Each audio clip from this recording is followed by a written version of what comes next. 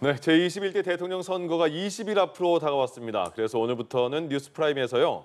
각 당의 선거대책위원회 인사들로부터 선거 캠프, 선거 판세 그리고 전략 등을 듣는 캠프 대 캠프 코너를 선보이겠습니다. 네, 오늘 그 첫 순서로 김진욱 더불어민주당 이재명 후보 선대위 대변인, 조용술 국민의힘 김문수 후보 선대위 대변인 모셨습니다. 두 분 어서 오세요. 안녕하십니까? 네, 안녕하세요. 예, 안녕하세요. 네. 예. 이제 딱 20일 남았습니다. 그럼 먼저 두 분께 지금의 판세 어떻게 읽고 계신지 먼저 김진욱 대변인께 여쭤볼까요? 예, 일단 뭐 초반 이제 시작한 지 한 3일 정도밖에 안 돼서 시작한 초반 판세를 지금 벌써 말씀드리긴 좀 이른 감이 있습니다만 예. 어쨌든 그 순조롭게 출발을 하고 있다라고 저희는 자평을 하고 있고, 다만 이제 선거는 늘 긴장을 늦출 수 없는 상황이 있고요. 또 늘 돌발 변수라든지 여러 가지 상황들이 변화하기 때문에 그 시시각각의 상황들에 잘 맞춰 가야 되는데, 오늘 이재명 후보도 얘기를 했습니다만 지금 어차피 선거는 박빙의 승부가 될 수밖에 없는 그런 또 상황도 있을 수 있다. 그래서 저희들은 긴장의 끈을 좀 놓지 않고 충분히 지금 그 막판에 있을 수 있는 상황들을 대비해 가면서 초반을 진행하고 있는데요. 예. 한 20여일 정도 남아있기 때문에 차분하게 진행하는 것이 중요하다, 이렇게 판단하고 있습니다. 국민의힘은 지금 판세 물론 시작은 얼마 안 됐지만 남은 기간 얼마 안 남았으니까 어떻게 분석하십니까? 우선은 이제 한번 해볼 만하다 이런 상황이고요. 예. 국민의힘 같은 경우 이제 내용을 좀 많이 겪었습니다. 내용을 겪고 그리고 그 과정에서 이제 지금 빠르게 이제 단합하고 단일 대우를 이루고 있습니다. 그러다 보니까 전체적으로 이제 우리 이제 한 팀이다, 원팀이다. 그래서 한번 해보자 하는 그러한 사기가 충전되는 시간이 있고, 우리 이재명 후보 같은 경우 이제 어떻게 보면 순조롭게 이제 그 추대를 받아서 이렇게 후보가 된 격인데, 그러다 보니까 검증의 과정이 없었고, 그리고 이제 경선 과정에서 그 대선 과정에서 검증을 하다 보면 분명히 우리가 해볼 만한 그 모멘텀이 만들어질 것이고, 그리고 우리가 이길 수 있다, 그렇게 하는 분위기가 만들어져 있습니다. 예, 민주당은 추대를 받지 않고 경선을 하긴 했죠. 예, 경선을 했다는 거 말씀드립니다. 네. 예. 자, 오늘도 이재명, 김문수, 이준석 후보가 같은 지역에서 유세를 펼쳤습니다. 어제 TK에 이어서 오늘도 세 후보의 유세 지역이 겹쳤는데 이게 좀 우연히 겹쳤다고 봐야 될까요? 저 먼저 여쭤볼게요. 우연히 겹쳤다라기보다는 저희는 이제 당연한 이제 코스를 간 겁니다. 이제 예. 경부선 라인을 통해서 내려갔던 이유가 기본적으로 이제 경부선이라는 것이 경제 이제 성장의 상징, 그리고 이제 대한민국의 이제 심장으로 가는 그러한 상징인데, 자연스럽게 우리는 이제 가락시장에서 출발해서 첫날 서문시장으로 맞췄거든요.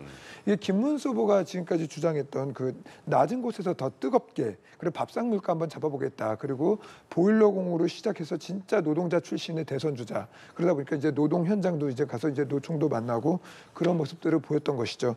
그렇기 때문에 저희는 이제 미리 이제 당연한 수순으로, 그리고 또 우리 이제 보수의 그러한 그 심장과도 같은 TK 영남 지역에서 우리 당의 지지자들, 이걸 통해서 전국적으로 우리의 이제 힘을 이제 보여주고 확산시켜 나가자라는 의미에서 이렇게 시작을 했던 거죠. 예. 네. 서로의 행보를 좀 어떻게 평가하시는지 듣겠습니다. 예, 일단 우리 그 민주당의 이재명 후보 같은 경우에는 이번에 여러 가지 주요한 이슈를 내놓고 있습니다만, 그중에 가장 중요한 이슈 중에 하나가 통합입니다. 그리고 또 하나는 이제 확장성을 갖는 것인데, 이재명 후보가 그 경북 안동 출신입니다. 영남 출신 인사임에도 불구하고 영남권에서 그동안 이재명 대표에 대한 많은 오해가 좀 있었던 것 같습니다. 이번에 경청 투어에 이은 또 본선에서의 대구, 경북, 또 오늘 부산, 경남 지역을 방문하면서 그동안 가졌던 이재명 후보에 대한 많은 오해를 불식시키는데 저희는 나름대로 성공하고 있다, 이렇게 자평을 하고, 또 각 지역별로 저희 그 이재명 후보가 지금 준비하고 있는 그런 공약들을 차분하게 소개할 수 있는 그런 또 시간들을 갖고 있다, 이렇게 평가하는데, 특히 오늘 부산 같은 경우에는 이 부산이 그동안 이제 제2의 수도라는 평가가 있었음에도 불구하고 수도권에 비해서 조금 좀 뒤처지는 그런 부분들도 일부 있었는데, 이런 부분들을 어떻게 극복해낼 것인가 하는 어떤 제시들을 하는 부분들에 있어서 북극 항로를 개척하는 이런 것들을 선점하고, 또 우리 대한민국의 가장 큰 강점이라고 한다면 조선업이 있는 거 아닙니까? 그 K조선업의 어떤 이 중심 도시가 될 수 있는 부산 경남 지역에 대한 이 발전, 그리고 또 해수부를 부산 쪽으로 이전하겠다라는 공약까지 뭐 많은 내용들을 말씀드리고 있고 그 과정들 속에서 이재명 후보에 대한 지지를 착실하게 모아가고 있는 중이다 이렇게 말씀드릴 수 있을 것 같습니다. 네, 자, 공약 이야기를 좀 더 해보자면요. 이재명 후보는 해양수산부를 부산으로 이전하겠다고 밝혔고요. 김문수 후보는 농림부, 국토부 등 중앙부처 권한의 지방 이전을 언급했고 이준석 후보는 부산을 특구로 만들겠다는 구상 이렇게 밝혔습니다. 각 후보의 공약을 좀 어떻게 들으셨는지 평가를 부탁드릴게요. 우선은 뭐 이제 정말 지역 균형 발전을 위해서 이제 모든 후보들이 이야기하겠지만 정말로 실천 가능한 그리고 진짜 지역 균형 발전을 위한 그 후보가 누구냐라는 것을 판단했었을 때 과연 이제 중앙부처에서 무조건 이제 어떻게 보면 지역과 지역 간의 협의 없이 옮기는 것이 과연 지역 주민들에게 진짜 효과가 있을 것이냐. 예를 들어서 이제 저희 같은 경우 이제 GTX 같은 경우로 말을 한 적이 있었습니다. 예. 이게 뭐냐면 결국엔 이제 지역 균형 발전 그리고 지역의 발전을 위해선 정말 실질적인 인프라를 구축함으로써 그 지역에 이제 발전을 꾀할 수 있는 것인데 예를 들어 그게 제일 대표적인 게 교통이죠. 그런 식으로 지역의 발전을 원한다면 그런 식의 인프라들에 대한 공약들이 나오는 것이 해당 지역의 발전에 더 도움이 된다라는 말씀을 드리고 싶습니다. 네, 바로 의견 들을까요? 오늘 이재명 후보는 사실 굉장히 어려운 말씀을 꺼냈습니다. 산업은행 이전이라는 부분을 지난 정부에서도 공약하고 약속했지만 결과적으로 윤석열 정부 3년 동안도 그 부분을 이행하지 못했던 부분, 이 부분에 대해서 이재명 후보는 솔직하게 말씀을 드렸어요. 이게 쉬운 일이 아니다. 예. 쉬운 일일 수 있었다면 아마 지난 정부에서 이미 윤석열 정부에서 해냈을 것이다. 그런 부분들에 대해서는 사실 부산 지역에서는 굉장히 그 요구하고 있는 여론이 높다라는 걸 알면서도 이 말씀을 솔직하게 드린 이유는 역시 그 지키기 어려운 공약을 말씀드려서 빈 공짜 공약의 약속을 빈 약속을 하는 것보다는 예. 실천 가능한 약속을 말씀드리고 그것을 이행함으로써 그것에 대한 평가를 받는 것이 훨씬 더 나은 선택이다라는 생각을 하신 것 같아요.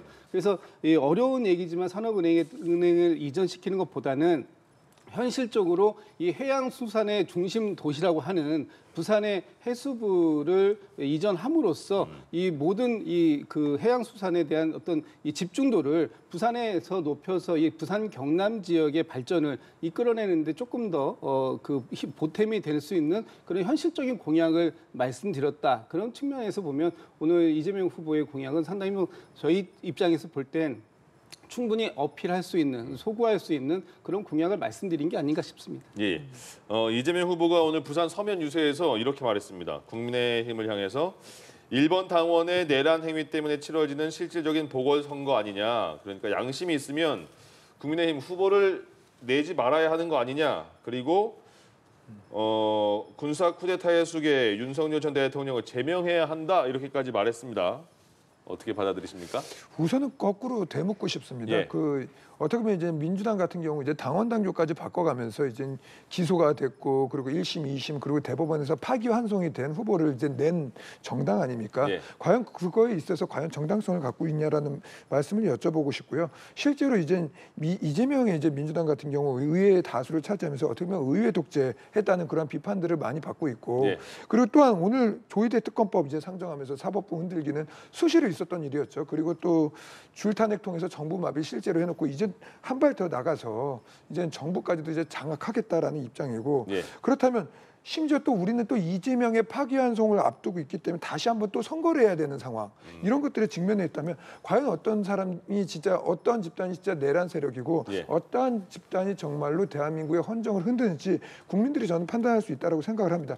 심지어 이번 대선 같은 경우는 미래로 나가기 위한 선거여야 되는데 아직까지도 과거에 집착해가지고 과거의 일을 갖다 되묻고 끊임없이 내란 프레임 한번 만들어 보려고 하고 있고 그런 것들에 대해서 국민들의 피로감, 그 국민들이 원하는 이러한 지금 현재 경제 문제, 미래 문제 이런 것들을 다루지 않는 모습들에 대해서 국민들이 절대 동의하지 않을 거라고 생각합니다. 예.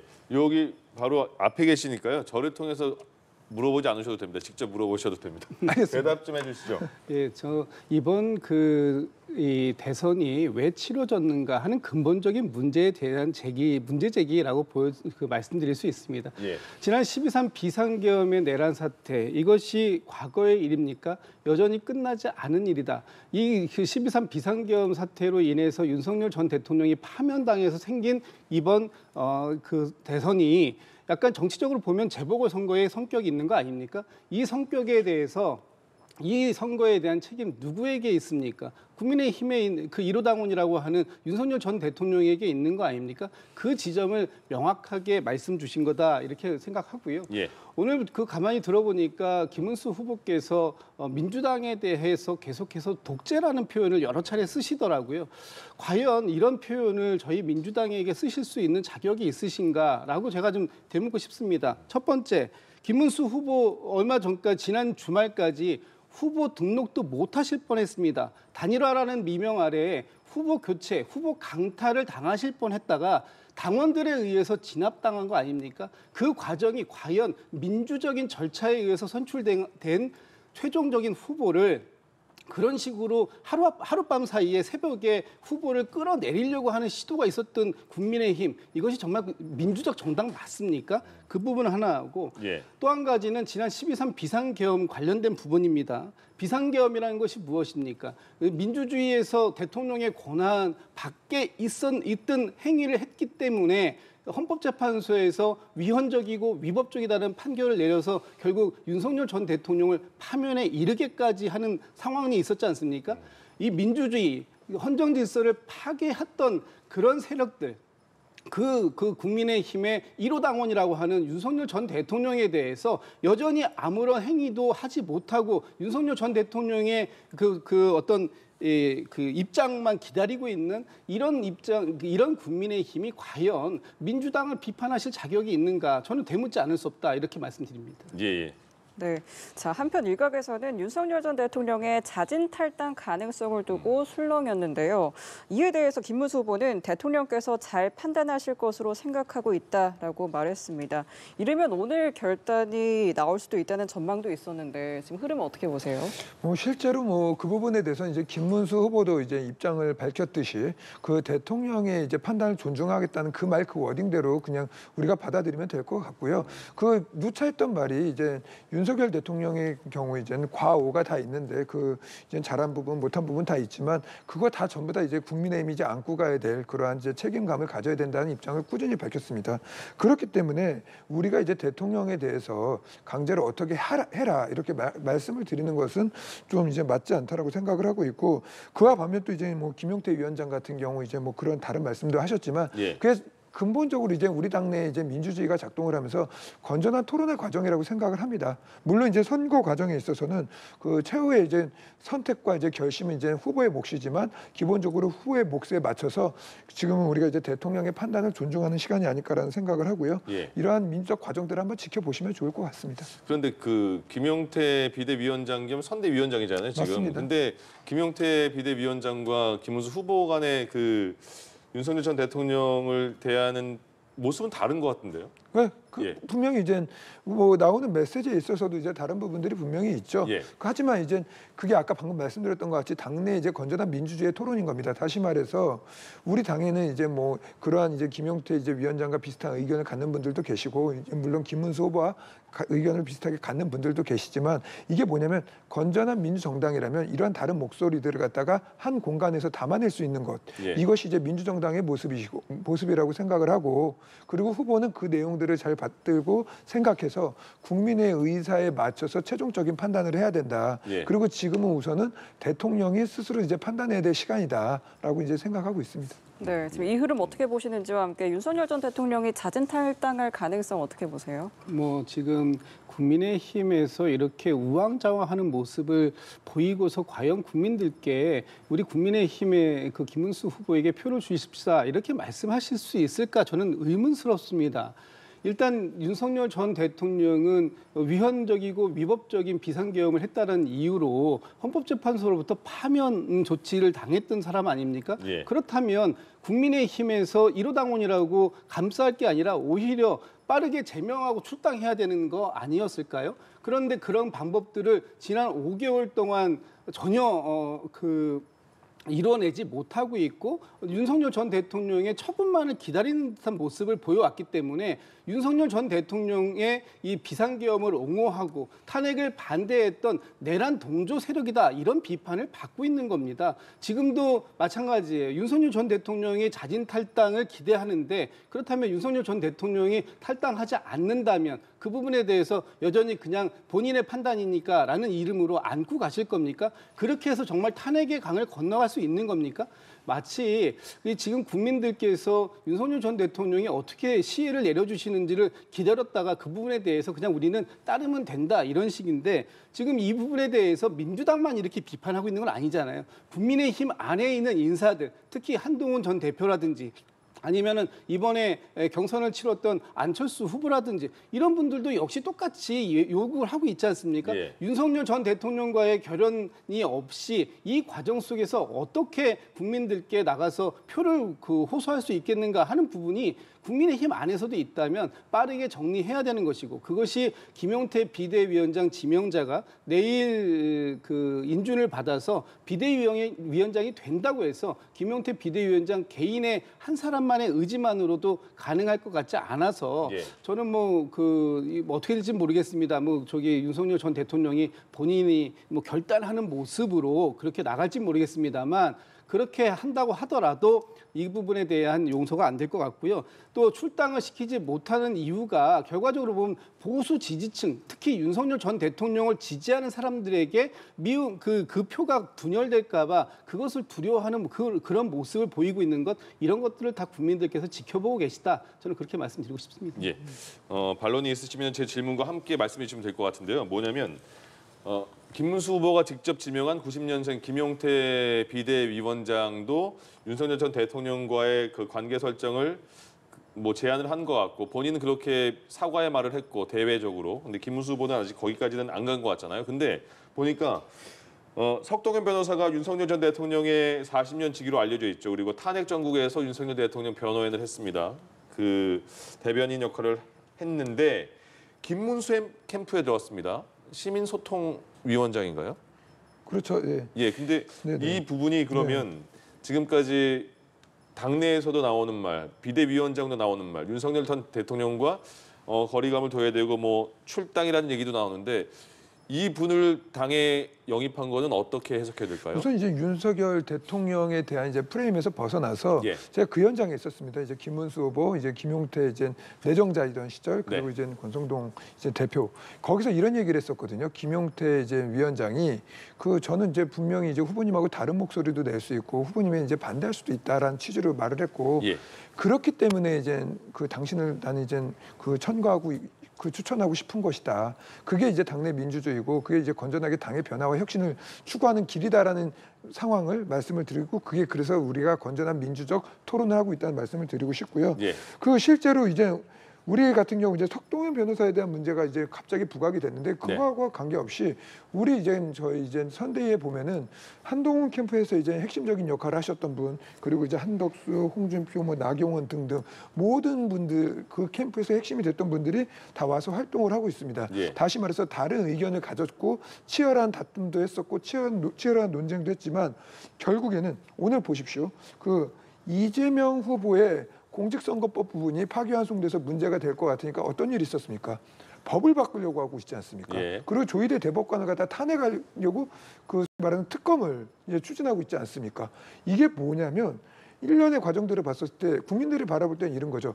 정말 자신 한 명을 위해서 우리나라의 헌정 질서를 쥐고 흔드는구나. 그리고 우리나라의 법치 체제를 쥐고 흔드는구나. 이러한 비판 속에서 이러한 큰 대의적 명분 아래에 작은 의견 차이, 작은 그러한 다툼들 이런 것들은 크게 중요하지 않은 것이죠. 그렇기 예. 때문에 우리가 단일 대우로 갈 수 있는 것이고 석동현 이 변호사조차도 이러한 용광로와 같은 이러한 선대위의 하나의 구성원일 뿐인 것이지 이게 과도대표화될 필요는 없다. 예. 이 싸움에서 이기기 위한 하나의 그러한 통합과 화합의 그러한 선대위다 이렇게 보시면 될 것 같습니다.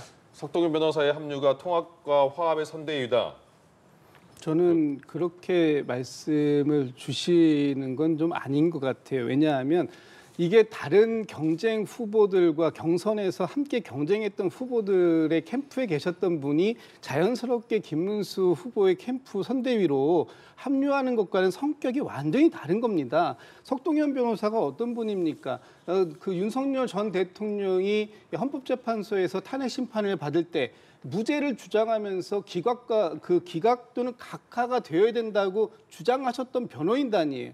그리고 그 당시에 이 비상계엄은 계몽령이라고 얘기했던 것을 적극적으로 옹호하면서 국민 변호인단을 만들어가지고 윤석열 전 대통령의 무죄를 주장하셨던 분 아닙니까?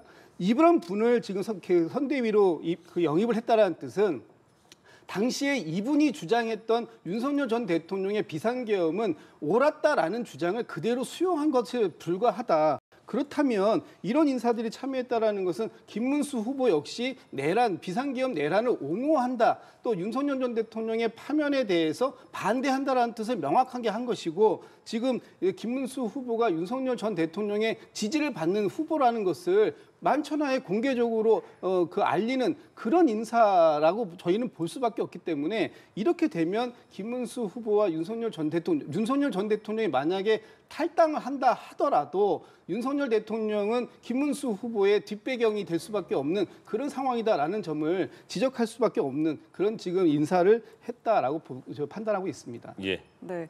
자, 이런 가운데 국외에 있지만 언급이 많이 되고 있는 홍준표 전 대구시장이 정nem이 떨어져서 근처에도 가기 싫다는 등 국민의힘을 향해서 비난 목소리를 공개적으로 냈습니다. 그러자 권성동 원내대표가 홍 전 시장에게 노여움을 풀고 또 김문수 후보와 함께해달라고 요청하는 글을 올렸는데 어떻게 봉합의 시도가 좀 가능할까요?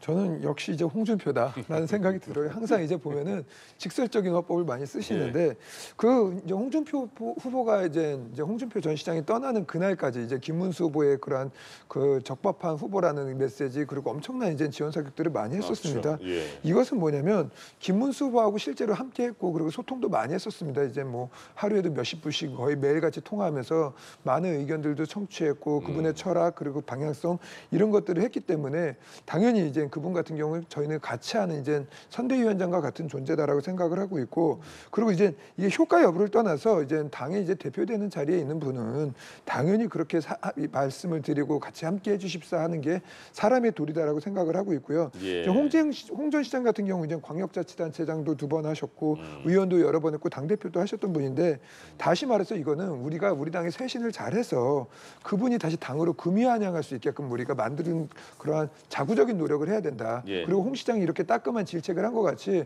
변하는 모습을 보였을 때 이제 국민의힘이 국민들로부터 이제 선택을 받을 수 있게 되는 거고 그리고 이제 홍준표 전 시장조차 이제 여기까지 오셔가지고 이제 우리의 자기 철학 그리고 거침없는 입담을 갖다가 얹어가지고 함께 이제 대선에 도움을 주실 거라는 기대 그렇기 때문에 역시 홍준표다 저 입담은 그 생각이 들었습니다. 네. 이 발언 직후에도 권현세 전 비대위원장과 이준석 후보의 또 설전도 있었는데 이 흐름을 좀 어떻게 보셨어요? 그러니까요. 저희 홍준표 전 대구시장이 오죽했으면 이 경선이 끝나자마자 탈당하고 그것도 부인과 동반 탈당을 하고 지금 미국으로 가신 상황 아닙니까? 미국에 가셔서도 가만히 계시는 게 아니라 이런 SNS에 글을 쓰시잖아요. 정남이 떨어져서 근처에도 가기 싫다. 국민의힘이 이번에 보여준 모습이 그런 모습이다라는 통렬한 비판인 겁니다. 이 비판에 대해서 겸허하게 수용하고 반성하고 뭔가 이 당이 혁신하고 새로워지는 모습을 보이려고 하는 것이 아니라 권영세 전 비대위원장처럼 타고난 인성은 어쩔 수 없는 것이다. 이런 식으로 비판을 하면 권영세 전 비대위원장이 왜 비대위원장직에서 그만 사의를 표명하고 지금 나갔습니까? 결과적으로 보면 소위 김문수 후보를 이 민주적인 절차에 의해서 선출된 김문수 후보를 찍어내려고 또 한밤중에 마치 군사 쿠데타 하듯이 김문수 후보의 후보 자격을 없애는 그런 상황들을 만들어냈기 때문에 그 상황들을 당원들에 의해서 진압당한 거 아닙니까? 예. 그래서 지금 당대표 비대위원장직을 내려놓으신 분이 이런 표현을 썼다라는 것 자체가 저는 당에 전혀 도움이 안 되는 표현이고 지금 그 국민의힘이 중요한 것은 이번에 보여줬던 이런 비민주적인 당의 운영 방식이라든가 이런 부분에 대한 통렬한 반성이 나와야 되는 것이지 지금 그런 부분들을 밖에서 비판한 사람에 대한 이런 그 비판을 그 수용하지 못하는 자세를 보이는 것 예. 이건 너무나 잘못된 행위다. 그리고 이번에 김문수 후보께서도 당에서 이렇게 어려운 상황들을 맞이하셨던 상황들이 있다면 당의 변화에 대해서도 한 말씀은 하셔야 되는 것이다. 그런 부분들 없이 무조건 좋은 게 좋고 지금은 모든 사람들의 과오를 덮고 가는 것이 통합이다. 당내 내부의 통합이다. 이렇게 가서는 앞으로 국민의힘의 큰 미래의 비전이 없다. 그렇게 말씀드리고 싶습니다. 예. 정계를 은퇴하셨다고 했는데 아직 뭐 은퇴는 안 하신 걸로 생각해야겠습니다. 이준석 후보는 국민의힘에서 계속 김문수 후보도 그렇고 단일화를 노력하고 있는 것 같은데 이준석 후보는 계속 분명하게 말을 하고 있습니다. 큰 것이 강압적으로 작은 것을 억누르는 형태라고 한다면 국민에게 어떠한 감동도 주지 못할 것이다. 이렇게 계속 안 할 것 같은 얘기를 하고 있는데 단일화 될 것 같으십니까? 아, 그럼 뭐 단일화한다고 얘기하면은 출마를 할 수가 없죠. 아, 그래요? 당연히 이제 선거에 나온 후보라면 네. 그 단일화하지 않겠다, 그 끝까지 완주하겠다라는 의지를 이제 보여주는 거는 뭐 후보의 기본적인 입장이지. 예. 그 뭐 민주당 같은 경우 이제 특정 후보들이 이제 벌써 단일화 얘기하고 막 그렇게 해서 뭐 합치기도 하고 뭐 그런 일이 있었던 걸로 알고 있는데 네. 당연히 이렇게 하는 것이 서로에게 좋다라는 생각을 하고 건전한 경쟁을 하는 건 무조건 좋다라는 생각합니다. 그렇기 때문에 이준석 후보가 말했던 이제 억누른다라는 표현, 저희 억누르지 않고요. 합법적 후보인 걸 일단 인정하고 있고 예. 제일 중요한 거는 오늘 아까 말씀드렸던 거하고 똑같은 겁니다. 수많은 재판 연기 그리고 뭐 자신의 방탄을 위해서 법을 바꾸는 모습 그리고 자신을 갖다 심판한 재판관을 갖다 또 특검하자고 하는 이러한 어떻게 반민주적인 그러한 자유대한민국에 반하는 모습들 그래서 반자유 대한민국을 추구하는 세력 시장 경제 부정하는 세력 그리고 삼권 분립이 아닌 상권 통합을 원하는 세력 이런 세력들과의 싸움에 있어서는 그 누구도 그 가치에 대해서 하나의 전선을 만들 수 있고 하나의 가치 공유를 할 수 있다는 생각을 하고 있고 예. 그러한 국민들이 원하는 그러한 단일화 하나의 가치 단일화죠. 가치 단일화가 만들어질 수 있을 거라고 생각하고 있고 예. 이 싸움의 중심에는 언제나 국민이 있습니다. 그렇기 때문에 이준석 후보도 거기로부터 자유롭지 않다라고 보고 있고 예. 시간이 지나면서 많은 소통과 대화를 하다 보면 자연스럽게 국민들이 단일화를 만들어주지 않을까라는 예. 생각을 하고 기대를 하고 있습니다. 결국엔 단일화가 된다라고 생각하고 있습니다. 알겠습니다. 단일화가 되냐 안 되냐 짧게 해도 될 것 같은데요. 예, 단일화는 어려울 것 같습니다. 예. 이준석 후보가 지금 얘기하고 있는 모습들을 보자면 국민의힘이 이 12.3 비상계엄 내란 사태에 대한 반성과 쇄신, 사과 이런 것들에 대한 진정성이 없는 상태, 특히 윤석열 전 대통령과의 거리두기를 하지 못하는 이런 모습들에서 과연 이준석 후보가 함께 해야 할 어떠한 명분도 지금은 만들어내지 못하고 있다. 이런 말씀 좀 드리고 싶습니다. 알겠습니다. 네, 알겠습니다. 오늘 캠프 대 캠프 첫 시간 조용술 국민의힘 김문수 후보 선대위 대변인, 김진욱 더불어민주당 이재명 후보 선대위 대변인 두 분과 함께했습니다. 오늘 말씀 고맙습니다. 고맙습니다. 감사합니다. 예.